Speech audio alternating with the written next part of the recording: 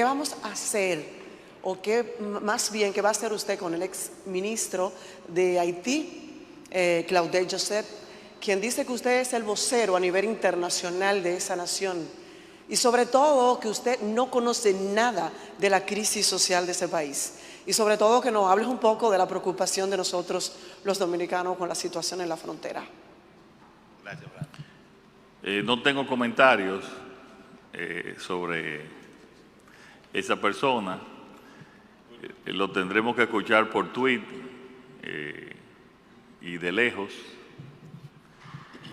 Sobre el tema de Haití no hay que tener ningún temor. La frontera, como yo lo dije en nuestra presentación en la OEA, nosotros estamos haciendo y seguiremos haciendo todo lo necesario para mantener la frontera en paz, como está hoy en paz. Hoy funcionaron los mercados con total tranquilidad y sin ningún tipo de alteración en el día de hoy. Nosotros salieron algunas fotos en las redes que negamos. Eso se produjo en la puerta del lado haitiano y eso es muy común que pasen porque no abren la puerta o van tarde, pero si usted ve los videos y el Ministerio de Defensa está informando, no hay absolutamente, todo lo que se dijo ahí, de que estaban entrando, eso es absolutamente falso. Es más, estamos determinando de dónde vino esa información porque realmente son informaciones interesadas y, repito, falsas. La frontera está en calma y seguirá en calma. Tenemos el ejército dominicano allá, tenemos también el CEFRON y tenemos todo tipo de planes alternos para garantizar la paz allá. Wilkin de la Cruz, de Noticias SIN. Presidente, saludo. Presidente, también saludo a todos los que componen la mesa. Usted hizo 5 solicitudes a la OEA ayer. Una es capacitación a los miembros de la policía de Haití. Otra es que ayuden a organizar un proceso electoral. También que ayuden al rescate del registro civil haitiano. Y la otra creo que fue que haya acciones urgentes con el tema de los aeropuertos y de los puertos de Haití. ¿Cuál fue el ánimo de los integrantes de la comunidad internacional ante estas solicitudes que usted le hizo de temas puntuales como la mejoría, la capacitación de la policía, el registro civil, puertos y aeropuertos y también organización de un proceso electoral de manera democrática en el vecino país? Mira, en esta próxima semana nos vamos a reunir con la ONU. Ya la ONU, y yo lo mencioné en mi discurso también, pues ha hecho varias resoluciones también que van en esa dirección. Lo que nosotros queremos es que la OEA también trabaje, como lo ha hecho en otras ocasiones, en coordinación con las decisiones que está tomando la ONU para organizar una ayuda especial militar, ojalá a través de la Policía Nacional Haitiana, pero una ayuda especial militar de entrenamiento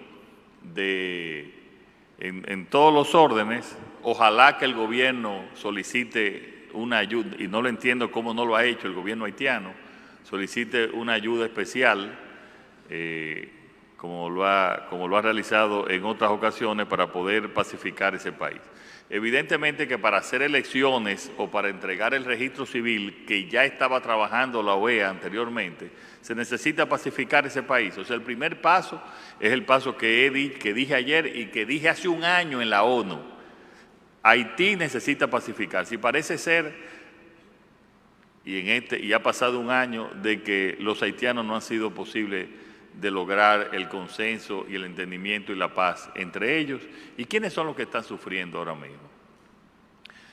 No son los pocos comerciantes o empresarios haitianos que o viven aquí, o viven en Miami, o viven en París. Es el pueblo pobre haitiano que está sufriendo la violencia y la escasez y los problemas. Entonces, a eso es que yo tengo más de un año ya reclamando a la comunidad internacional, que tengo que admitir que ya está bastante disponible y que lo que falta es que una actitud más franca y de petición de esa ayuda formal del gobierno haitiano. Sí, Gregory González. Perdón, y tú sabes que al finalizar estos discursos, pues después se saludan a todos los embajadores de cada uno de los países. Y casi de manera unánime todos dijeron que apoyaban esas medidas y que iban a trabajar conjuntamente con el secretario general de la OEA para la situación de Haití. Sí, Gregory González, periodista de Telenoticias. En medio de este contexto, la crisis política y social que atraviesa Haití, ¿continuará el desplazamiento de dominicanos, transportistas, comerciantes hacia esa vecina nación? Bueno, yo les recomiendo y le hemos recomendado hace mucho tiempo de que eviten los viajes hacia Haití. Yo no creo que debe de ningún dominicano, a menos que tenga una emergencia que él conocerá o ella conocerá de manera personal, la recomendación del gobierno es no desplazarse a ese país donde no hay absolutamente ninguna seguridad, ni para los dominicanos, ni para los haitianos, ni para los extranjeros de ningún país. Buenas tardes, presidente. Juan Francisco Herrera, del Canal 27. El ex ministro de las Fuerzas Armadas, Soto Jiménez, recomienda, presidente, que se implemente el Plan Gavión y con ello sellar la frontera. ¿Cómo ven esta posición del ex ministro y si es prudente en estos momentos de crisis en Haití? Muchas de las medidas del Plan Gavión se están implementando y nosotros también hemos mejorado ese plan ya desde hace un tiempo y le puedo decir que hasta ahora no hay ni cerca de la frontera, la cual estamos monitoreando, la Fuerza Aérea está monitoreando y estamos monitoreando además con drones todas las áreas más preocupantes y donde hay más población cerca del lado haitiano. Hasta ahora no tenemos ninguna situación preocupante. Ahora, lo principal es estar preparado. El ejército dominicano está preparado para cualquier situación que se presente del lado haitiano. Miguel. Buenas tardes, señor presidente. Miguel Morillo Abreu, de Cuenta Clara Digital. Presidente, por lo visto cuando usted manifestaba hace un rato sobre la creación de hospitales cerca de Haití para las parturientas, ¿significa ello que el gobierno está recibiendo presión internacional para resolver el caso de Haití? Al contrario, el gobierno dominicano lo que está haciendo es que le está haciendo presión a la comunidad internacional para que resuelva el problema de Haití. Es todo lo contrario. Y con esa presión, y yo puedo decir que esa presión que hemos hecho nosotros durante todo este año, es que Haití, que estaba prácticamente olvidado y la gente cansada, esos fondos, por ejemplo, del FID, eran fondos que estaban ahí destinados desde cuando el terremoto. Y nosotros se pudo identificarlo para que construyeran esos hospitales. Entonces, la presión viene de nosotros hacia la comunidad internacional. Yo le puedo decir a ustedes que ahora, hoy, un año después que lo que yo advertí en el año 2021, en septiembre, en la ONU, muchos de los países, los representantes, ministros de Relaciones Exteriores y hasta presidentes, me dijeron que en algún momento pensaban que nosotros estábamos exagerando y que hoy se dan cuenta de que todo lo que dijimos hace un año era la realidad y que, por tanto, e incluso haitianos sensatos que aman su país nos dicen que estamos haciendo lo correcto para pacificar a Haití. La presión es de aquí hacia allá. Buenas tardes, presidente. Pedro Sánchez, de Diario Libre. Bueno, vamos a aterrizar un poquito el patio, que aquí no se han acabado los problemas, ¿verdad? Entonces, en ese sentido, presidente, Me gustaría saber, ayer se reunió el Consejo de Ministros donde se debatió el presupuesto del año 2023. En esa parte me gustaría que usted nos abunde un poquito cómo serán los detalles. Y también otra pregunta al ministro Joel Santos, que nos ha entrenado un poquito, siempre muy elocuente con la prensa, muy cercano. Entonces queremos que se entrene en ese sentido. Y la pregunta es, o también el presidente, es sobre el tren de Santo Domingo, el cual junto al monorriel de Santiago y al teleférico de los Alcarrizos es uno de los grandes proyectos que tiene el gobierno para organizar el transporte en el país. En ese sentido, la última información que tenía era que con relación al tren de Santo Domingo, el dinero no había aparecido. Me gustaría saber qué ha pasado con ese financiamiento específicamente para el tren de Santo Domingo. No, pero yo quiero aclarar lo siguiente. Nosotros hablamos de que teníamos los fondos para los dos teleféricos que estamos construyendo, el de Santiago y el de los Alcarrizos, de que teníamos los fondos para el monorriel y ambos lo vamos a terminar. Por ejemplo, el teleférico del Alcarrizo termina este año. El teleférico de Santiago termina en el tercer trimestre del próximo año. Y el monorriel termina, estas son las fechas establecidas, febrero del 2024. El tren, tenemos también el metro hacia los Alcarrizos, que son poco menos de 8 kilómetros, que termina también en enero-febrero del 2024. El tren de Santo Domingo, nosotros anunciamos el diseño y buscando la factibilidad. Y está haciéndose el diseño, está haciendo la factibilidad, pero nunca pusimos una fecha, porque estamos hablando de que ese es un proyecto que anda por 2.500 millones de dólares. No, pero te pueden financiar, pero ¿hasta dónde la capacidad de financiamiento y de deuda que hay en el país?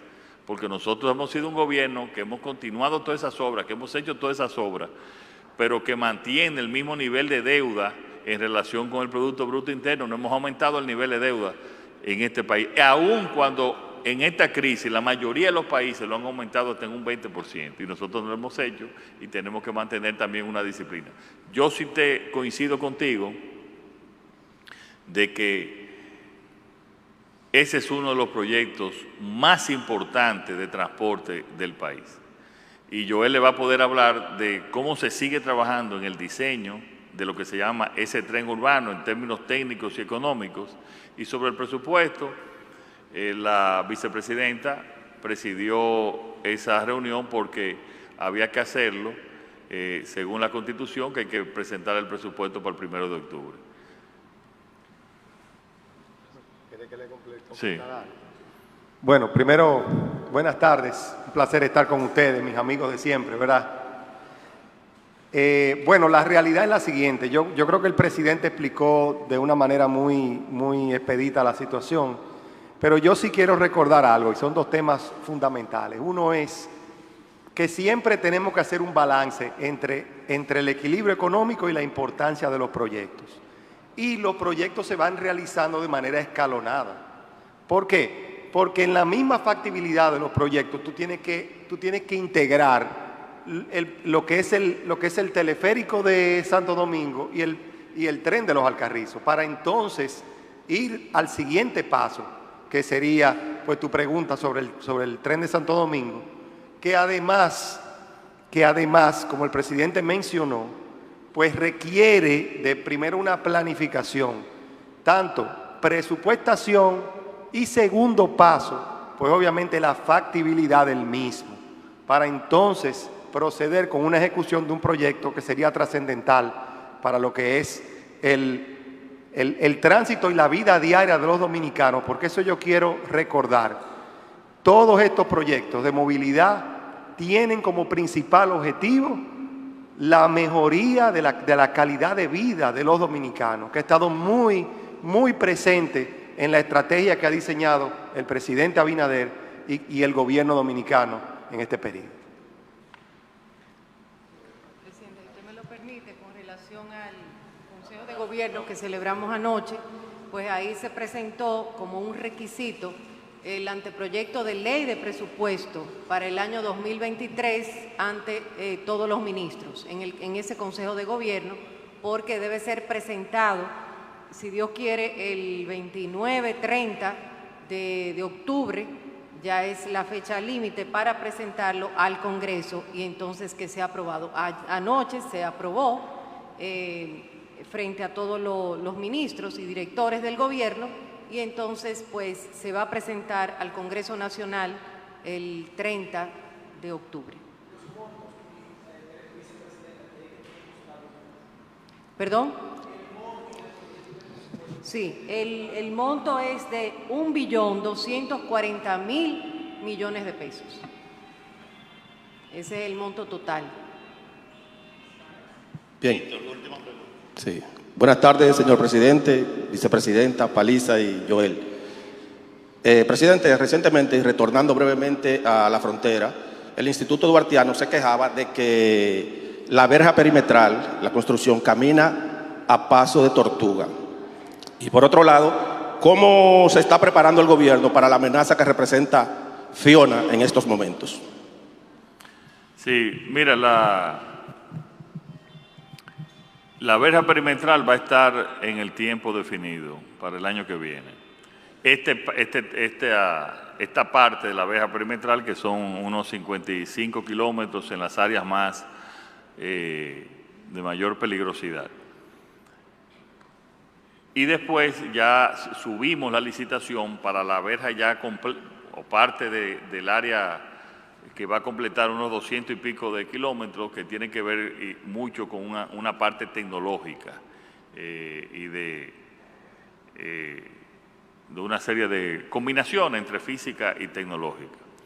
En lo que se refiere a algunos retrasos, como hay en todas las construcciones públicas, se debe a que declaramos de utilidad pública, como ustedes saben, esa parte, y hay muchos propietarios de terrenos que al declararla de utilidad pública, como realmente dice la ley, y tenemos nosotros que hacerlo de esa manera, pues están deteniendo a los contratistas para que no entren a sus terrenos hasta que no les paguen. Eso legalmente no es así. El gobierno les va a pagar. Yo también te quiero decir que aunque legalmente hay que pagarle, yo tengo algún dolor con muchos de esos amigos que nos decían a nosotros que tenían que protegerlo del robo de ganado de los haitianos. Entonces, eso incluso cuando esté ya la verja, lo que va a hacer es que va a aumentar el valor de sus propiedades. Entonces yo les pido a ellos que sean un poco más conscientes también en sus requerimientos que tengan y que muchos políticos dejen de jugar a la política también con una obra que es fundamental para este país. Porque allá lo que hay es políticos de otros partidos haciendo agiotistas y diciéndole que le vayan a cobrar cantidad de dinero y hasta cobrando al metro cuadrado a precios altísimos.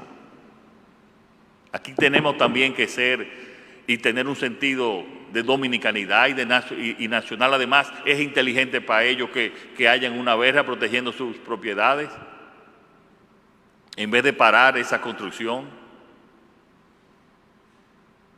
Sobre el caso de Fiona, nosotros casualmente hemos convocado ya tanto el ministro administrativo, que coordina el área de emergencia, se ha reunido en varias ocasiones, la vicepresidenta se reunió ayer y hoy a las 7:30 de la noche tenemos una reunión con todas las instituciones del gobierno que pueden ayudar al paso de esta tormenta, que esperamos que no llegue a huracán, porque en algunos casos se consideraba que podía llegar a huracán 1, o sea, el huracán de menor nivel.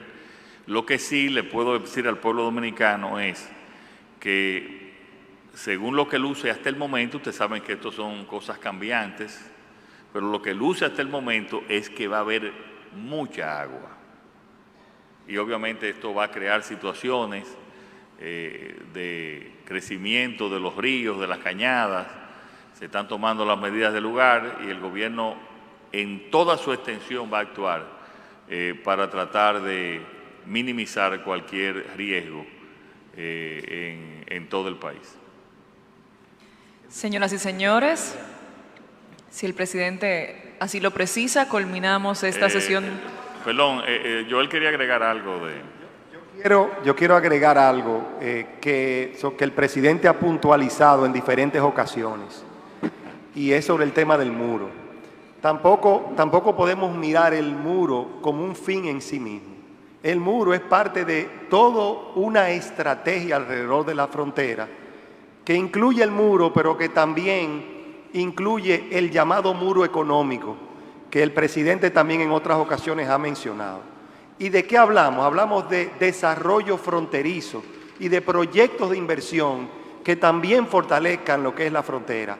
Y menciono proyectos tan importantes como el proyecto de Manzanillo, que puede inclusive generar una inversión de más de 2.000 millones de dólares en la zona, y también en la zona de Pedernales, pues obviamente todo lo que tiene que ver el proyecto hotelero en Cabo Rojo, para mencionar dos de ellos.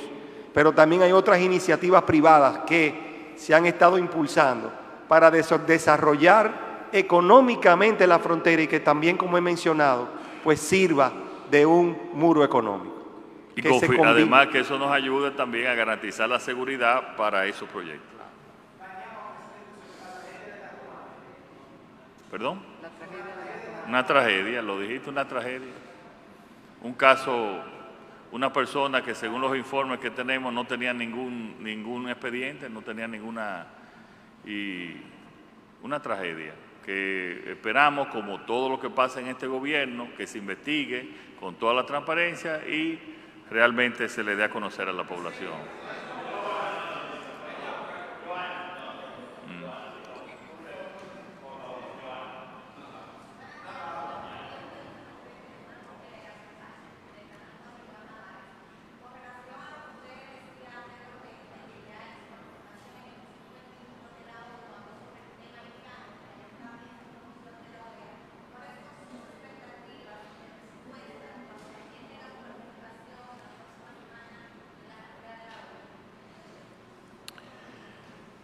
Miren, la República Dominicana es el único país que hace frontera con Haití. Nosotros garantizamos que vamos a darle la mayor protección independientemente de lo que pase o de la situación que haya en Haití. Las Fuerzas Armadas hoy garantizan la paz en la frontera. Se los digo, garantizan. Ahora, lo estamos garantizando a un alto costo para el país también. Y si además de ese tema tú le sumas desde el punto de vista humano la cantidad de personas que están siendo asesinadas por los pleitos entre las bandas, la tragedia humana que hoy hay en Haití, es para que la comunidad internacional actúe. Ahora, lo que nosotros que estamos aquí son los que vemos y sufrimos más esa situación. Y por eso yo llevo un año, cada vez que voy a una conferencia internacional menciono y abogo por el tema haitiano. Y eso ya, como yo dije anteriormente, ya ha logrado calar en muchos países. Por ejemplo, el primer ministro Trudeau de Canadá, que yo le hablé de eso en la Cumbre de las Américas, ya llamó a una conversación la próxima semana sobre Haití en Nueva York. Eso no pasaba en otras ocasiones. La ADD, que es nuestra alianza con Costa Rica, Panamá y Ecuador, también están haciendo acciones de presión en ese sentido. Yo voy a volver a hablar sobre Haití en las Naciones Unidas y voy a seguir hablando sobre Haití por lo que representa en términos de costo y de amenaza a la seguridad nacional. No quiere decir que pase, pero es una amenaza. Y una amenaza que tenemos nosotros que responder que con recursos. ¿Usted sabe lo que cuesta mantener 11.000 soldados en la frontera? Toda la logística, todo el tema. Entonces, nosotros tenemos, para eso está nuestra política exterior, para accionar en ese sentido, que antes no se hizo, que es nueva, tener en vez de reaccionar, nosotros tener realmente y ser proactivos. Sí, eso es nuevo en la política exterior dominicana, pero es lo que manda y es lo conveniente en nuestro país. Y lo haremos y lo continuaremos haciendo hasta que se organice Haití y entonces nosotros podamos tener una frontera más tranquila y sin estos sobresaltos. Vamos a escucharle. Ya usted habló, debemos darle a uno que no haya hablado.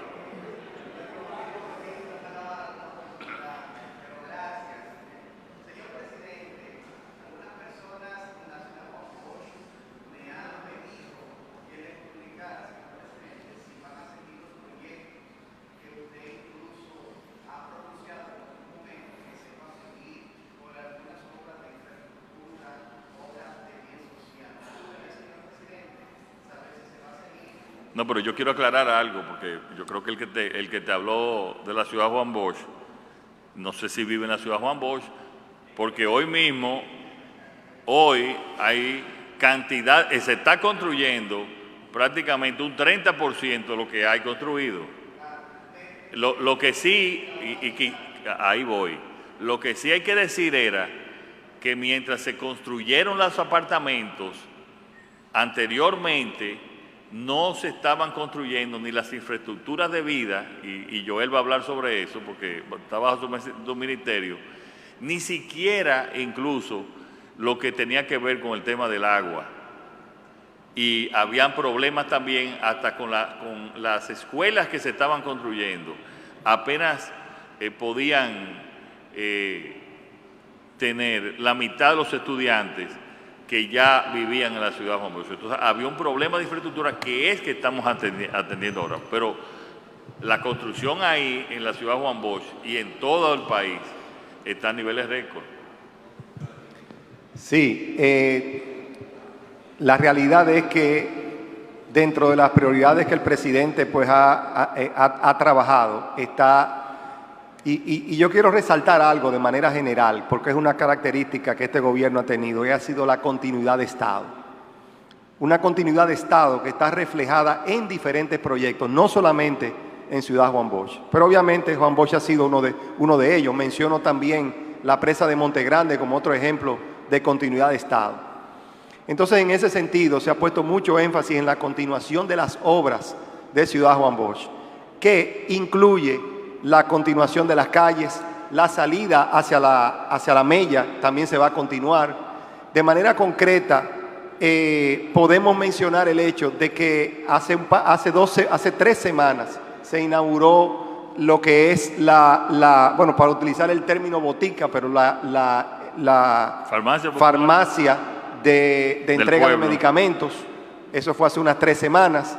Las facilidades deportivas que están pendientes, le pasaba un poco lo mismo que las escuelas, y es que tenían unos temas legales, pero ya se ha tomado la decisión de utilizar otros terrenos para continuar las obras deportivas que están pendientes. Por lo tanto, también ustedes podrán tener esas facilidades. Y las escuelas también están pasando por el mismo proceso para la continuación, pero mientras tanto se ha dispuesto el alquiler de algunos lugares para facilitar escuelas temporales, para que los niños que están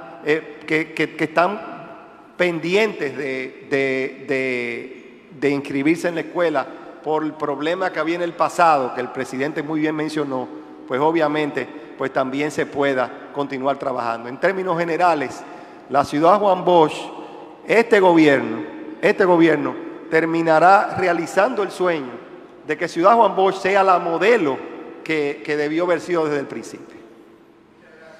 Muchísimas gracias.